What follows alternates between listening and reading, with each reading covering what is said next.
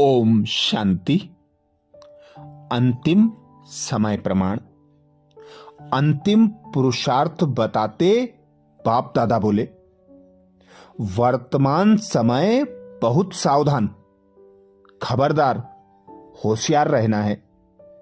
अपने आप को देखो, कोई भी वायुमंडल वृत्ति को कमजोर तो नहीं करता है। कैसा भी वायुमंडल विकारी हो, लेकिन स्वयं की वृत्ति निर्विकारी होनी चाहिए। अपनी पावरफुल वृत्ति से अपवित्र व कमजोरी के वायुमंडल को मिटाने वाले बनो, ना कि उसके वश में आने वाले बनो। कोई पतित वायुमंडल का वर्णन भी नहीं करना है। वर्णन किया तो जैसे कहावत है ना, पाप को देखने वाले पर भी पाप होता है। अगर कमजोर और पतित वायुमंडल का वर्णन भी करते हो तो यह भी पाप है। इसलिए देखते हुए ना देखो, सुनते हुए नहीं सुनो।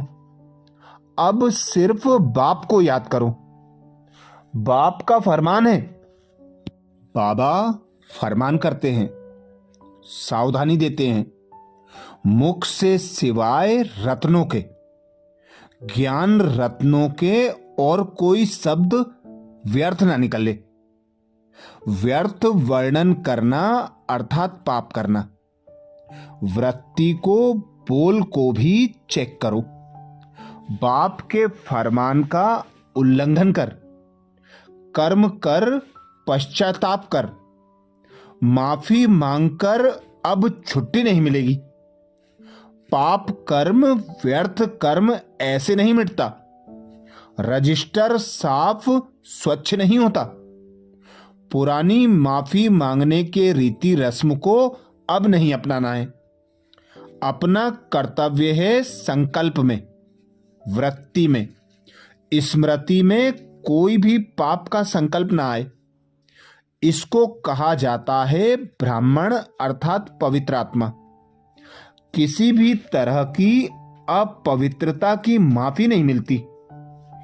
इसलिए कदम कदम पर सावधान रहो। जैसे रास्ते में कार चलाने वाले को सर्टिफिकेट होता है तो दिखा देने से रास्ता पार कर लेते हैं, ऐसे धर्मराजपुरी में भी बाप के फरमान मानने का सर्टिफिकेट बहुत काम आएगा। सजाएं नहीं खानी पड़ेंगी। वर्तमान समय जो भी कर्म करते हो, समझो प्रैक्टिकल पेपर दे रहे हैं और इस समय के पेपर की रिजल्ट फाइनल पेपर में जमा हो रही है। बाप दादा पहले से ही वार्निंग दे रहे हैं कि अब परीक्षा का समय चल रहा है। हर कर्म की गुह्य गति है। कड़ी सूक्ष्म सजाएं हैं। सूक्ष्म सजाओं से बचने के लिए अपने से ही अपने को सदा सावधान रखो। अब गफलत नहीं करो। हर संकल्प और कर्म में श्रेष्ठता भरते जाओ और बाप के कर्तव्य में भेंट चढ़ाते जाओ। फिर कभी सजा नहीं खाएंगे।